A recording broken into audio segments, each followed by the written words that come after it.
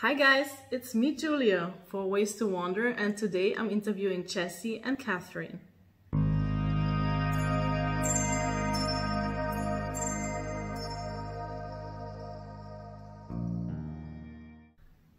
Jessie and Katherine have been on the road for 6 months now, traveling in their camping van.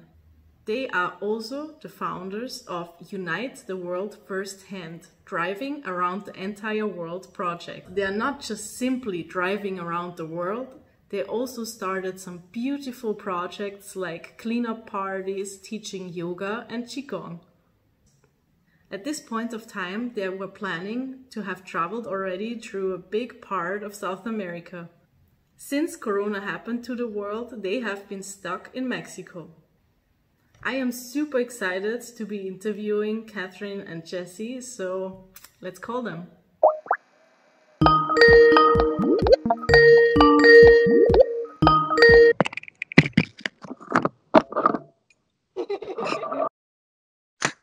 So today I'm interviewing Jessie and Katherine. I'm super excited to have you guys jumping on this Skype call with me. We've actually met already last year when I was traveling with my partner at the time. They helped us organize a workshop, and we had some epic adventures together. And it was really nice to hear about their idea of traveling. And now they're doing it. And I have been following your journey, and I'm really excited to hear how you've been doing and how Corona affected your travels in the past month. So tell me a little bit about yourself. Where are you originally from, and what made you start these travels? Well, we were both born in Portland, Oregon, a decade apart though. And Katherine was raised in Southern Washington, in the Vancouver, Washington area, and I was raised in Southern Oregon, near the Grants Pass area, where we met and did the workshop together. Katherine moved to Southern Oregon in 2019. Yeah, it was the end of 2018. Okay. Yeah. And she was avidly seeking new holistic health education ways in order to heal some things that she was working on, and she sought me out. I was a yoga teacher, still I'm a yoga teacher, and also had advertising that I did fire spinning and wellness consulting. So we made a connection there and started to bond and continued to grow our relationship until we were actually in a romantic relationship. But it did start when on our first meeting, when I told her that I was in the practice of discovering a way to create a career while traveling. And I had been dreaming about going around the world on my motorcycle at the time. And I had made 2 attempts and made it down to Mexico and back. But, was struggling with both doing it solo. Is very challenging physically, mentally, emotionally, to keep uprooting yourself and planting yourself and uprooting and planting. And you're doing it on a motorcycle, which was a lot more energy invested. Oh yeah, I would do between 400 and 500 miles in one stint, and I was running out of money because I hadn't figured out how exactly to cultivate a career on the road yet. So when I told her about the idea, she was really drawn to it. Yeah, I was already working and making steps to doing a very similar thing, and of course I hadn't had an idea of what we were going to call it, like Unite the World Firsthand. It hadn't even become a thing yet, but I knew from the get-go, by the time I was a teenager, that I knew in my heart that I would live out of the country, not just travel on vacation, but authentically live out of the country by the time I turned 25. I was like, that's a good chunk of my life. And, if I'm not out of the country by the time I'm 25, I'm going to take that leap of faith and just leave. But this is all in perfect timing because I'm not even 25 yet.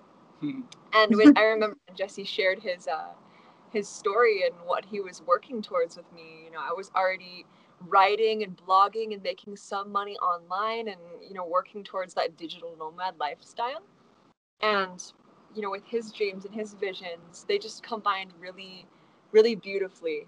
And then when we started our romantic relationship, it was more than a romantic relationship. I would call it more of like a work-play romance. Because Yeah. we work well together, we play well together, and there's the romance there too. So it's really complementary.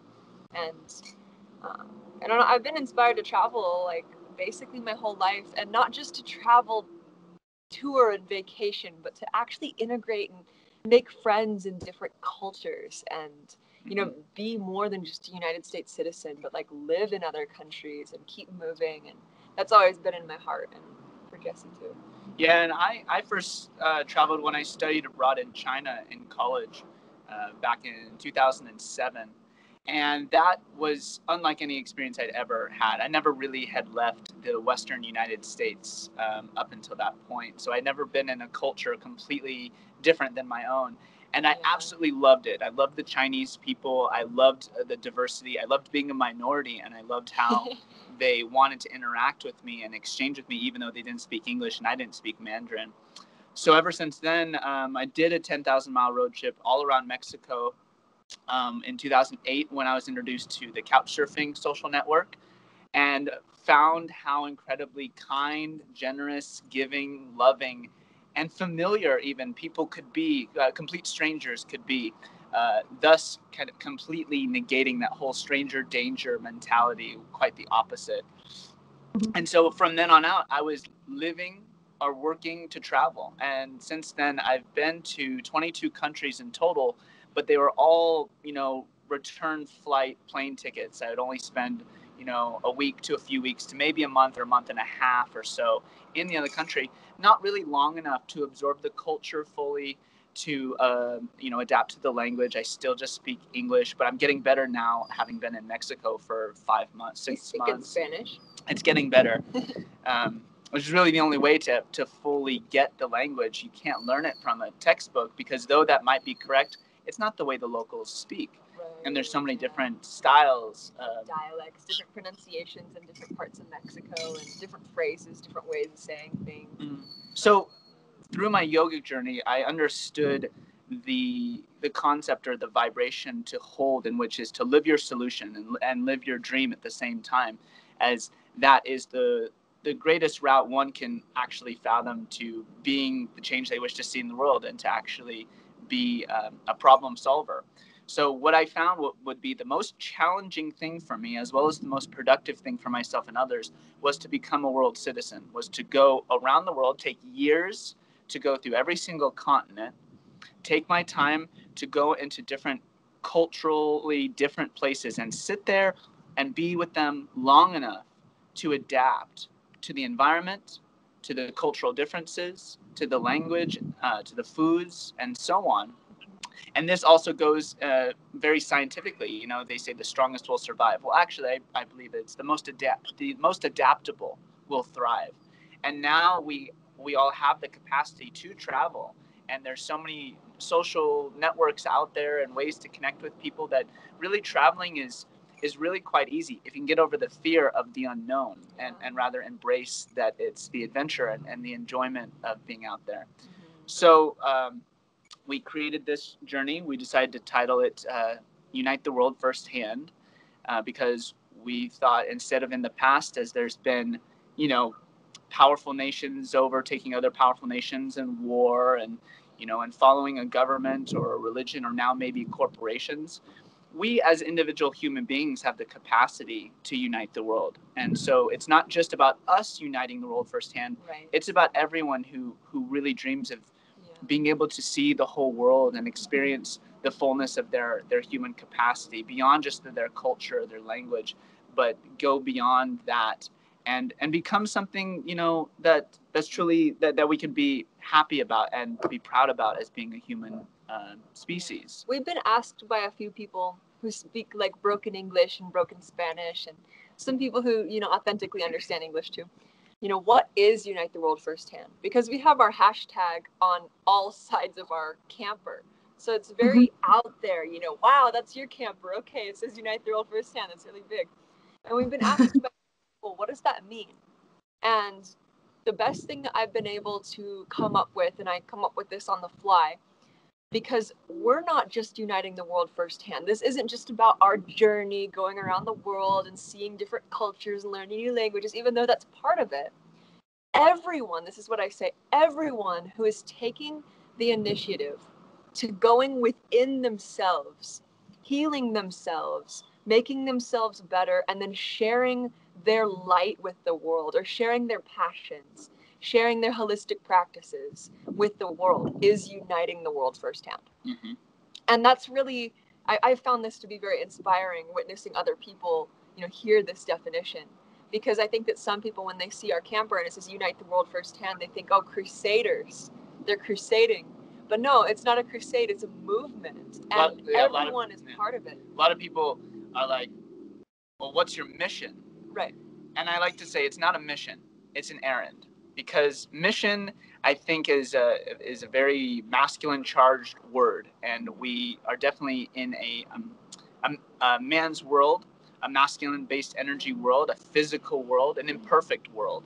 And so instead of continuing to exacerbate that, we like to call it something a little bit softer and a little bit more assured, like an errand, like you're going out to get milk, Well, this is just a really long going out to get milk in a lot of different places, and it's just one step at a time, it's just 1 mile or 1 kilometer at a time. And with now this COVID thing, we are, for lack of a better word, stuck here in Southeast Mexico. A lot of people assumed that we would give up and return home, and we said absolutely not. There's going to be so many unexpected challenges that we have no idea and we'll never be able to predict. We can't just give up at the first big one. No, ultimately, this COVID thing is fueling our passion for uniting the world firsthand. Because what we see when we walk around town is people with masks on, which is basically saying, I'm afraid that you might get me sick. And to me, and separating to Jesse, us. That's just saying I'm not connected with the truth. That is, I have total influence over my reality. So as we're going around the world teaching yoga, teaching qigong, teaching so much, and awareness, sharing, meditation, it's all just awareness. We're looking to assist in the growing awareness that we can see in other people, and enabling other people into recognizing that they are not in control, but in influence over their body, over their health.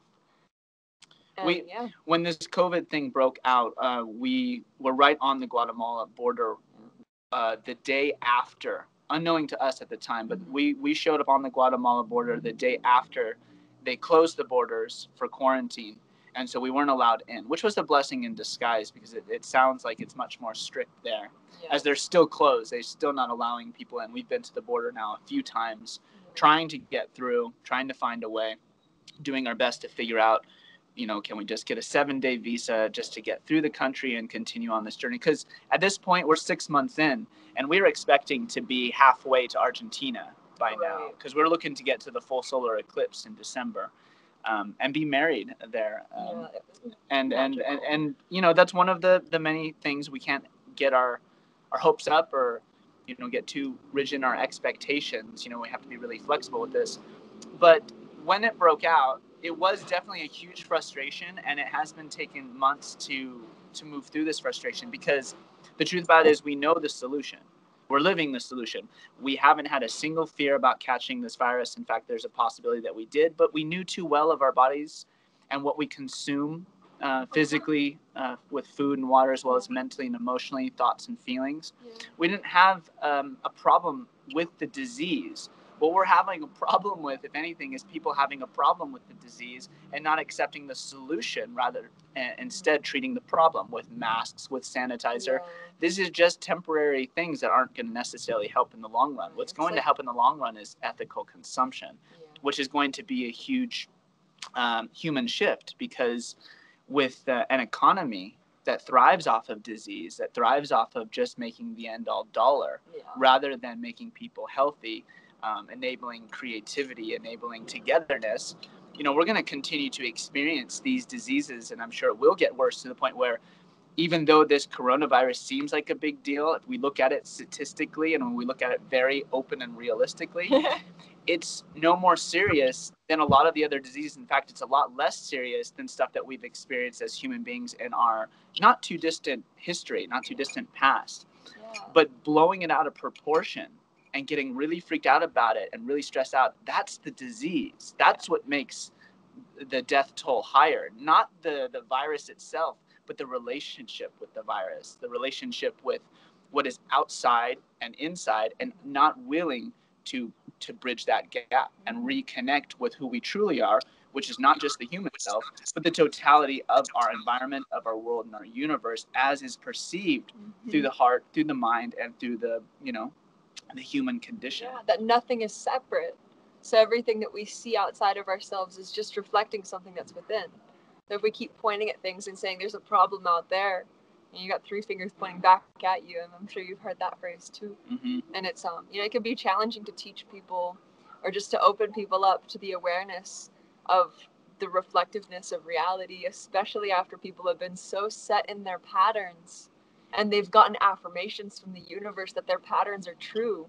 Well, of course it is. As you say it, so it is. As you vibrate and think, feel, so you will get affirmations of that vibration. It's like there is no wrong answer. There is no incorrect. There's only a matter of, can we become aware enough to recognize that we each individually are the universe and together are the multiverse, or God, source, spirit, and there is no disconnect from that. Even if we disconnect ourselves from that, that is the connection that we're going to experience, is disconnect. And that's the struggle. Even though we've been stuck, you could say, or put back on our journey, we had expectations of getting down to Argentina. And even though those expectations are not being met and we're still here in Mexico, we're not allowing that shift in reality to get us down. We're not feeling discouraged. We're not feeling depressed or frustrated or angry or anything that's disharmonic. In fact, we're just focusing our energy on what can we do to enhance or make better our lives and continue sharing that with the rest of the world. And by doing that, we've launched our all local cleanup parties, which is a free event where we teach yoga and qigong, some meditation, and we educate on the reflectiveness of reality. So as within, so without; as without, so within. Yeah, and then after harmonizing through yoga and qigong, we moved to cleaning up all the litter in an area. And really what this event is about is showing that there's no difference between littering on the earth and littering on yourself. So when we clean up ourselves with the practice of yoga, it's easier to clean up the world, or when we clean up the world, it's easier to be healthier on the inside. And that's ultimately what this event is about. And vice versa. Any sort of sense of disharmony that we experience outside of ourselves is somewhere inside of ourselves. Right. Some place where energy, life force energy, spirit, is stuck in our human condition, and which causes stress. Which causes overstress and anxiety and depression. These are all things that are actually potential steps in evolution or in positive shift. But if we reflect upon it as a disease and treat it with medicine, then we're announcing that it is a disease that does need medicine, rather than recognize this is just a potential growth step. This is just a challenge that I can overcome. But it's, it's a huge situation, but we're doing the best that we can to be the solution and to enable in others. In fact, just last night, we had a really in-depth conversation with some friends that we met from Spain who also, like us, decided that they did not want to return home. And felt like it would be better to stay in Mexico than it would be to return back to a first world country, which we also agree. It's definitely less strict here in Mexico, especially here in San Cristobal. Especially here in San Cristobal. This place is amazing. It is. But, the conversation was about essentially the difference between treating a problem and living a solution. And they can be very easily confused, because for some people, treating the problem seems to be the solution because they associate that the virus is the virus and it's not a part of myself. Therefore, I have to defend myself. I have to fight back. And to any reasonably thinking ego or separate human self, that is the solution. Continue to combat nature. But as we look at it, nature does not need to compete with us. She can mind her time, and we experienced our first real earthquake here in San Cristobal, which I had never experienced before, and it really got me to realize, wow, we are so delicate and so at the mercy of nature, because the whole everything was just shaking, and it just got you to really realize how how frail and truly powerless we are. It doesn't matter with all of our stuff. Even if human beings were to go to the absolute extremes and commit war that would to destroy ourselves, we're not going to destroy the earth. Even if it takes her a few thousand years to recover from the damage that we cause, relatively speaking, in her lifespan, that's a blink of an eye. You know, that's like a day of like, I'm under the weather, you know. It was like a sneeze. So we really got to respect that fact. We really got to respect this virus and respect what Mother Nature or God or whatever you want to call that thing in which is creating all things is looking to speak to us and teach us. Yeah. Else we will be, you know, torn asunder. It doesn't matter how good our technology gets. It's not going to be as good as the technology that is this crystal ball we're living on. That was quite good. Like yeah, it started with one question and it scratched the surface of so many deep and important matters. Yeah, so, I said, go. We've, as you can see, had some practice in front of the camera, talking about these things in a myriad of different ways. But that's a good word, myriad. I like that word too. So when was the first time that you actually realized the impact that COVID or Corona has on the world? I'd say it was at the border when we weren't able to get into Guatemala. We were kind of like, what the fuck? What are we gonna do? And you know, from there things kind of snowballed. Our vibe, we really I mean, we did qigong to just harmonize our vibe, but that didn't really matter. Our car still broke down. We kept still manifesting situations where we like needed help. That's true. Yeah, it was crazy. For me, it was when we were in Cacahuatan. We backtracked. We connected with the guy on the social network Couchsurfing that I'm an ambassador on, and through the Hangouts, we were just having a little work day in a coffee shop. I started to speak with him about our projects. He spoke with me about his, which was he was growing kind of like an Airbnb woofing cultural exchange to grow his family farm as well as a new plot of land. So we stayed with him for the first 5 weeks, and I felt the power of the COVID when we weren't. It sounded like we weren't going to be allowed to be out after 6 p.m. Yeah. And I felt. I don't know if you've ever seen the movie V for Vendetta, where they have these quarantine restrictions in it, where every single person in the city has to be indoors before nightfall, else they can be essentially arrested and done with whatever they want. And that's a really terrifying thought, especially when you see it happening on a global sense. Yeah. And I'm sure there's lots of different theories of whether or not this is something natural, whether this is a conspiracy, whether this is the government or the corporations or blah, blah, blah, blah, blah. And at the end of the day, what is focusing on that problem going to do for us? Not too much. Maybe prepare us for the worst, or for if these things actually are. Because that to me was the first challenging part is feeling not only am I at the whims of nature and the universe, but also of mankind, whom I don't trust, whom other people don't trust. And I think that's where we're finding the issue is humanity still doesn't trust itself as a majority. We still find ourselves to be imperfect human beings, maybe in a dog-eat-dog world, and that's really terrifying. But to focus on that and to aid or to invest energy in that sort of truth isn't going to help us. It's only going to help to manifest that circumstance. So what we have to do ultimately is struggle with the humility that means to interrupt that vibration, that thought feeling, and pluck it or let it go or forgive it or whatever, and then put into the space what we do want to have happen and start living that solution rather than treating the problem and getting prepared for the worst. It's like... well, then you should expect the worst. If you're focusing on the worst and preparing yourself for it, then yeah, you're just attracting it. Live the best you can.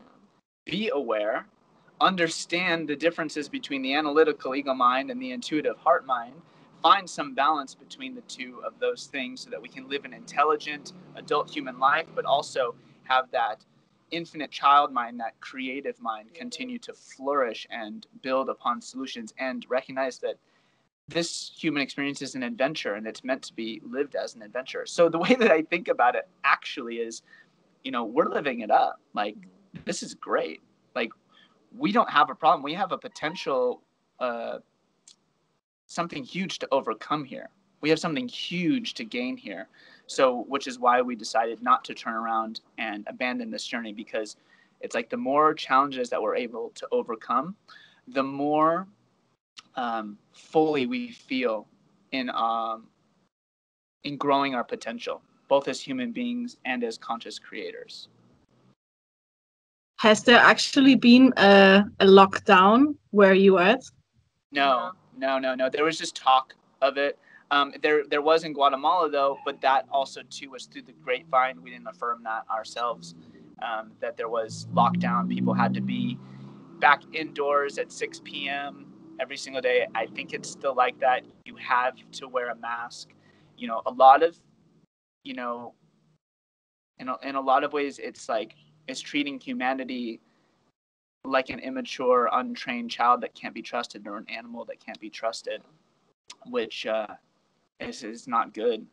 But no, it hasn't been like that here in Mexico, in Chiapas. I think the worst that it got was with that family farm that we were staying at. The parents in particular were very, very scared. They were very afraid, but they also constantly had the television on, and the television was like blaring. Queda en su casa, like stay in your house, and it was just like this hypnotic. They're in this phase, this trance. And they were telling us, you can't be out after 6. You can't go to Tapachula. You can't. And we're like, yeah, we can. We did. And we're gonna again. And then we did again. And nothing happened to us because we're unfuckwithable.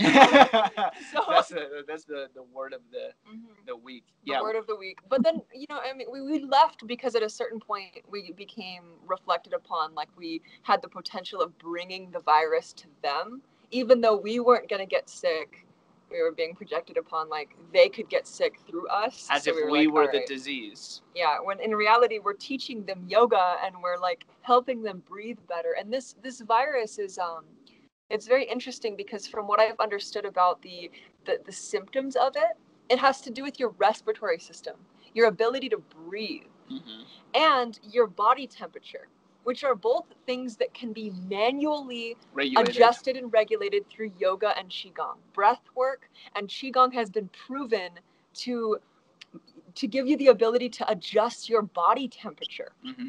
And yet, through making space, physically, mentally, emotionally, a lot of people look at yoga and think, oh, that's stretching. Well, that's one way to look at it. But if you're stretching and forcing your body, that's not yoga. What you're actually doing is putting yourself into pressureful or stressful positions, as does happen outside of the yoga classroom, and breathing into it in order to find the harmony or the balance between pressure and pleasure, and learning what the difference is between pressure and pain, or what is constructive for you and what is deconstructive, and in that middle route of what is renovative. What is controlled deconstructiveness in order to be constructive? And so the biggest challenge for us with this COVID virus is not the COVID virus, is not the people, but in the struggle that we have in order to, how are we going to implement this solution or the cure with people who aren't looking for it? Exactly. Because, for example, our all local cleanup parties, they attract some people, yes, but they're not really attracting people who are littering. They're attracting people who want to stop the littering. So we're like, okay, so if we're going to cultivate lasting solutions here, we need to do something with the locals, the ones who don't care. Yeah, cleaning up another person's mess, though it is a solution, it's still just a surface level solution, not an in-depth, because what you have to do is go to the source of it. What is the source of it? The people, for whatever reason, thinking that they have no other options or don't care to have any other options, and just toss their garbage wherever they are, because either they don't care or they're not educated enough to understand the effects of it, or blame it on the government, or blame it on somebody else that they have no other options, when really it's just a denial of the creative mind. Same thing with wearing a mask. People think they have no other option, or it's just easier, whether for the actual virus or just for like socially fitting in. Yeah, very interesting. Exactly, fitting in with the herd, as it were. That's actually another question that I have. Like, Did you experience any differences in social interaction since Corona happened? Absolutely. We've gone into a couple of stores, and the stores will say "cubre boca," which is cover your mouth, or a mouth cover. And we say, no necesito, somos maestros. We're teachers of energy. That's what we say. And, Salud. Yeah, we're teachers of health. We teach yoga, and they're like, they don't care that we have beyond confidence that we're not going to get sick. They're still afraid that they might get sick. Because one can't reflect that same sort of energy or vibe within themselves. They're not able to recognize it, let alone believe in it outside of themselves, because they're so brainwashed from the 2D, the screen, the lower dimension of all of this edited material that is used primarily to keep people addicted to it, to keep people coming back, because that's the economy that we're working with right now is numbers. Numbers are the bottom line. I don't care what it takes. We need to generate numbers. And so basically you guys don't wear masks at all. No, we have not bought masks, and we refuse to wear masks. We have scarves, and there have been instances where we've wanted to get into Walmart, and the Walmarts here will only allow one person per family. But Jesse usually goes in, and then I'll wait 30 seconds, and then I'll go in too. And we usually just have a scarf over our face. And, they'll want to put hand sanitizer and check our temperatures, but we don't need hand sanitizer. And we found that that's actually not something that's legal for them to have to make you do. Yeah, they can't legally force us to put hand sanitizer on. And, a lot of times I just say, no tengo enfermo, which is I'm not sick. I'm not a disease. And, I'm not diseased. We've kind of wobbled back and forth between, going to Walmart and getting some organic foods. Or big box stores in general. Big box stores, yeah, because they have a lot of, organic foods that you can't always find, like in the Tangies or the Mercados. And, wobbling back and forth between being like, okay, I'll wear a scarf, but I'm not going to buy a cubre boca. And the opposite side of the pendulum, which is I will not interact whatsoever with any corporation or any company that requires me to wear a mask, or let alone is wearing a mask on their own. Because I don't want to consume products from a company that's fueling the disease. Whether they know it or not. Fueling the unethical consumption. Fueling what caused this in the first place, which as I understand it, was the Chinese wet markets, which is essentially unethical meat. Tortured, overstressed meat that people consume or breathe in, or however it's contracted, and thus spread that disease. It all, we can treat the surface level of the disease all we want. But the only way to actually get to the cure is to go to the source of it. And the source of it is, what are we as human beings consuming? Yeah. And it's not just physical consumption. It has to be mental and emotional consumption as well. It's not only do I don't want to consume anything from companies that are requiring masks and fueling the problem, I don't want to give them any of my energy. No money. I don't want to support their business. I don't even want to go there. I don't even want to think about it. I don't even want to think about them. No. So there's been many instances where we've wanted to go to this store or that little market, and they've been like, cubre boca, and I literally turn around and say, no business. No business. I'm not going to give you any of my energy. You don't deserve it. If you're going to continue fueling the problem and enforcing me to do that too, hell no, you're not going to get any of my time, my money, my support, none of it. Which inversely requires us to become more resourceful, to become more flexible, and seek out less common sources of more ethical energy. And we find it every single time.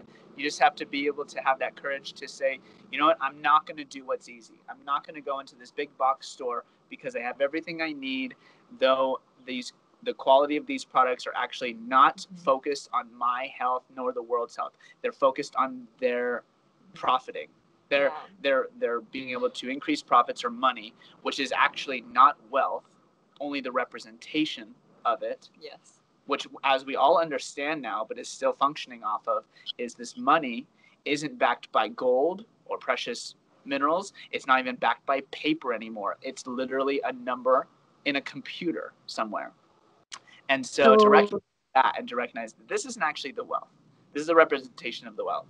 And what I can do with this potential wealth is invest it in further unhealthy means unhealthy consumption, or I can invest it in healthy things. You know, people who actually put love and good focused energy into their products. Yes, sometimes it's a little bit more expensive, but what's going to be more expensive in the long run? Keep investing in the poor products and eventually have to go to the doctors and then pay the doctor a ton amount, which kind of ends up, I believe, balancing out the equation. Doctors don't even find the solution either, so. No, it's still just treating the problem, treating the disease, Yeah. not actually getting to the source of it, because the source of it is always within, and no one can give you that source. Only you can. You are the source. You're at least connected with the source. And so, yeah, it's that's been the greatest challenge. But we're kind of already on that momentum, as even before. Before COVID. Before COVID. We're looking to cultivate solutions before COVID hit. Invest in the people who still either already have that love of source within themselves and are familiar with it, or are open to becoming more familiar with it. Yeah. And to me, even though we're just two people, we're looking to find more people similar to this, who have this mindset or who want to believe in this mindset and keep fueling that. Because I was talking with friends last night, and I believe in the 100th monkey experiment, which is, you know, scientists found a colony of monkeys, and some of them started washing their fruit, and then a few more did, and a few more did, and once the 100th monkey, or something about like the 10% of the colony started washing the fruit, then all of them did. So even though we're just one person, maybe you are that 100th monkey. Maybe you are that final step that we'll need in actually to shift humanity on a global scale. We don't know how our energy influences things completely, but we can find how we are interconnected and how the solution is not ever going to come from outside of ourselves. It's going to have to come from inside of ourselves.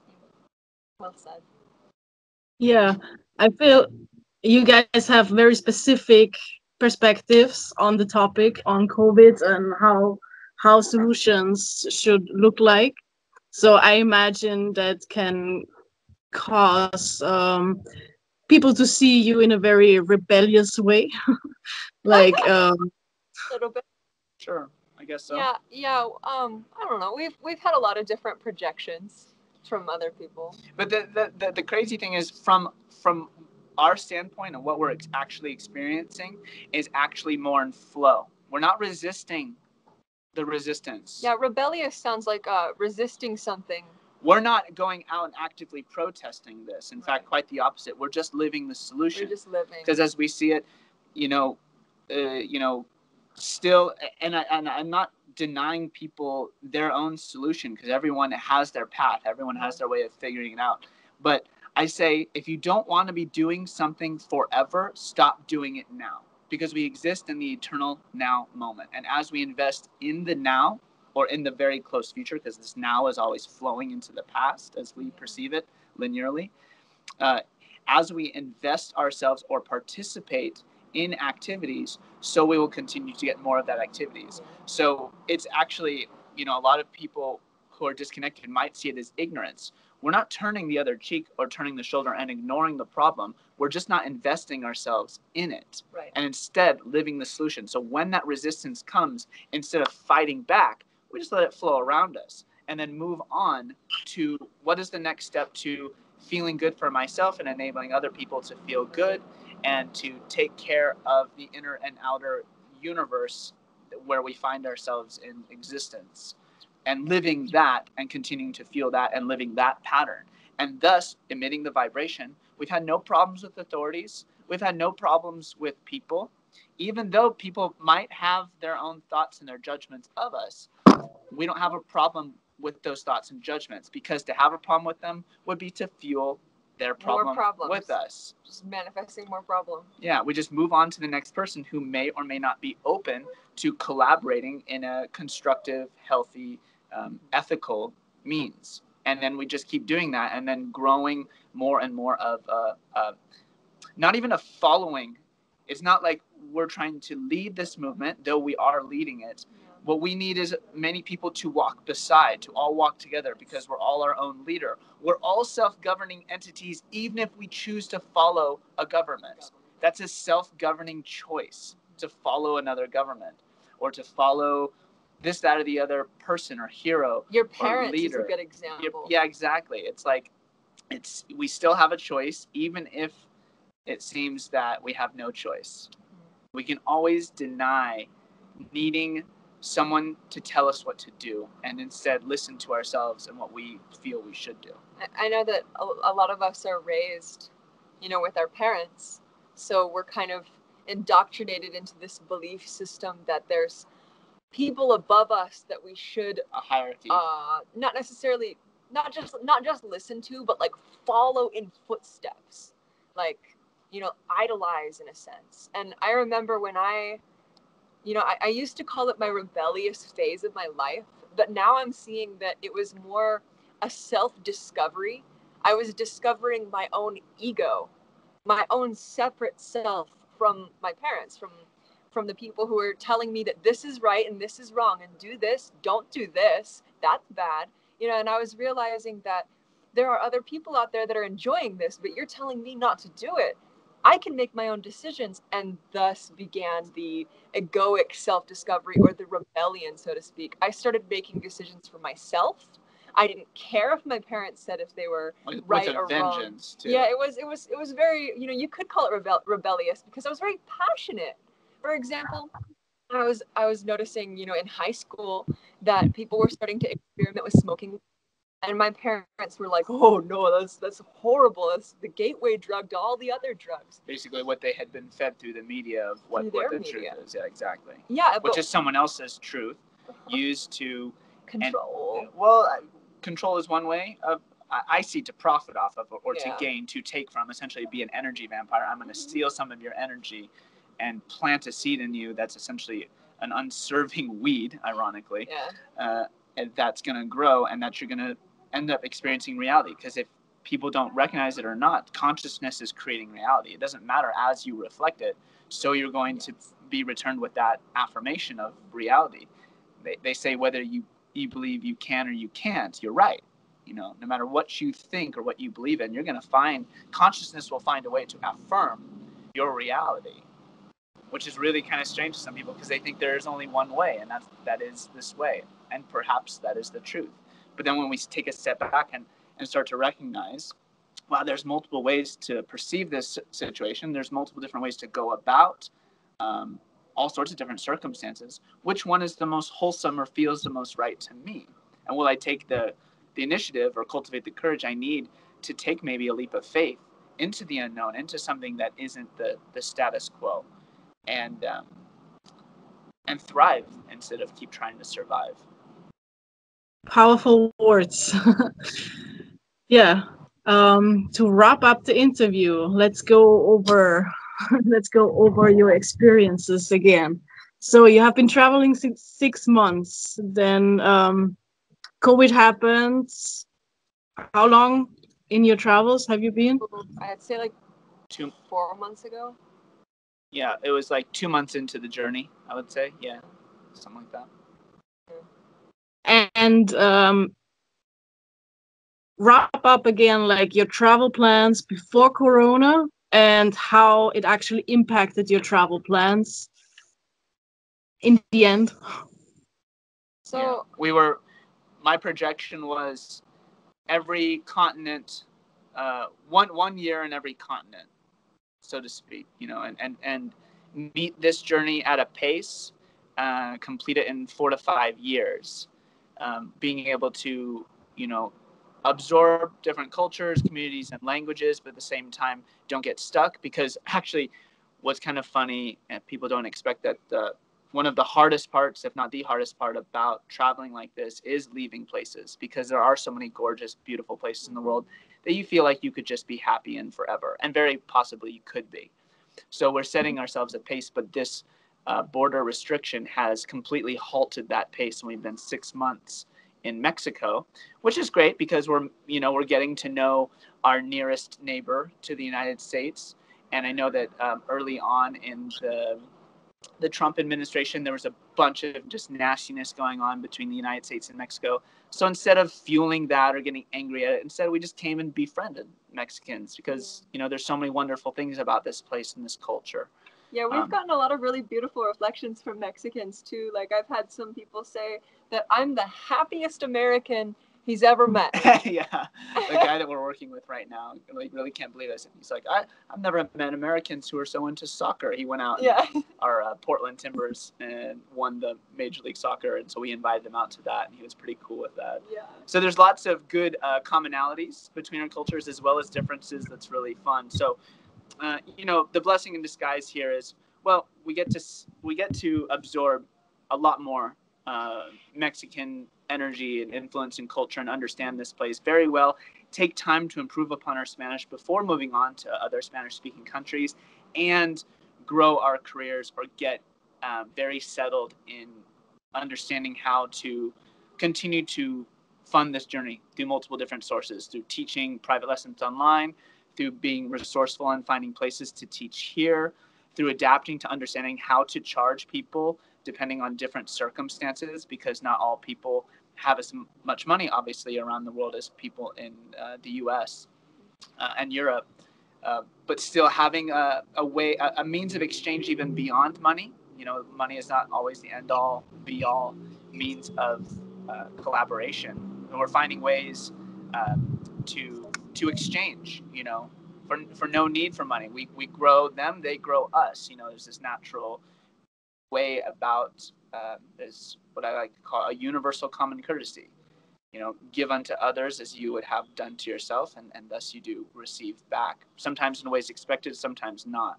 And so being stuck here, so to speak, has actually given us the opportunity to settle into the adaptation of living life on the road, of living life in a culture that we're unfamiliar with, and becoming familiar with that, essentially getting familiar or comfortable in what one might call the uncomfortable zone, and what is unfamiliar and thus kind of scary, which I already knew. So I had a lot of practice going into it with the 22 countries and meeting with lots of different people from all over the world.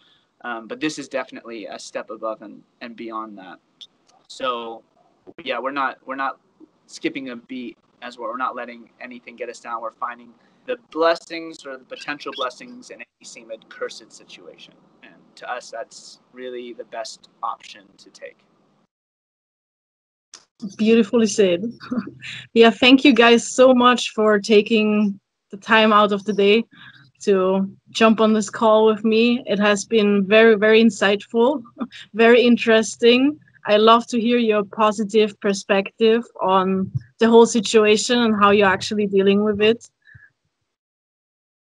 Thank you. Yeah. Well, it's the way we see it. It's all positive because it's all something.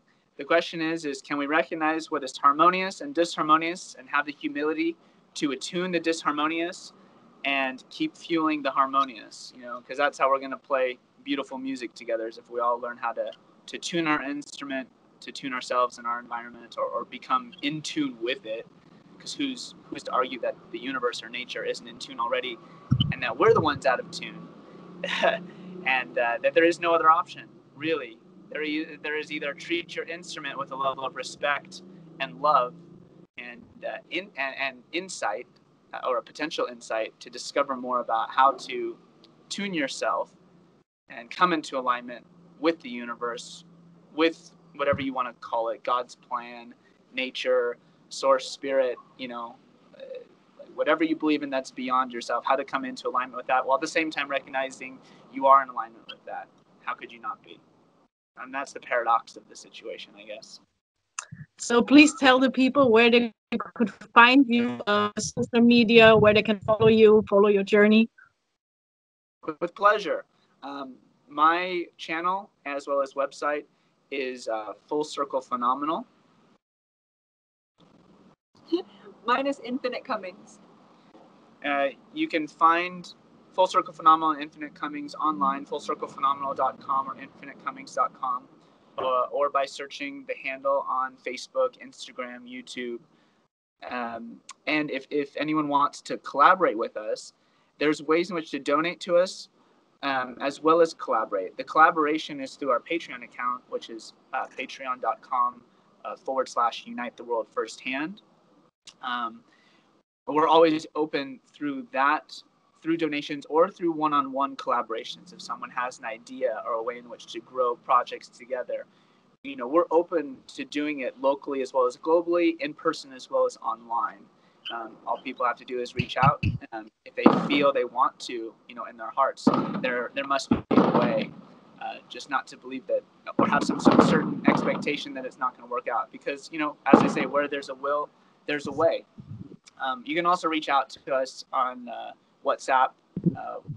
My number is USA +1 541 218 0573.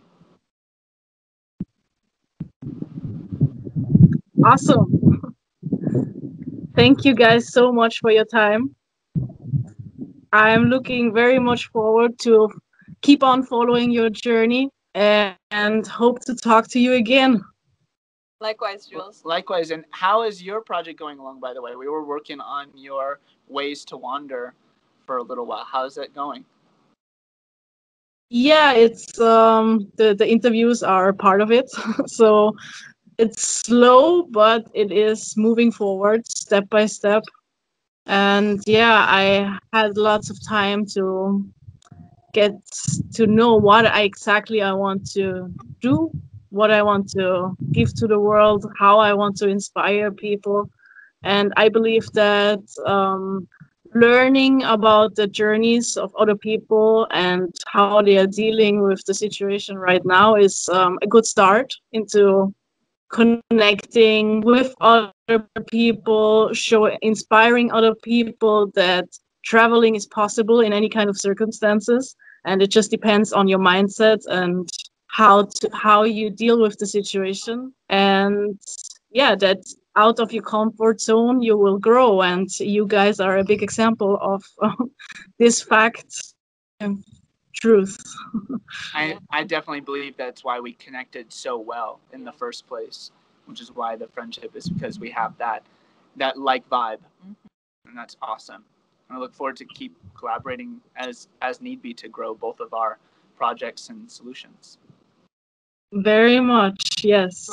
Thank you again.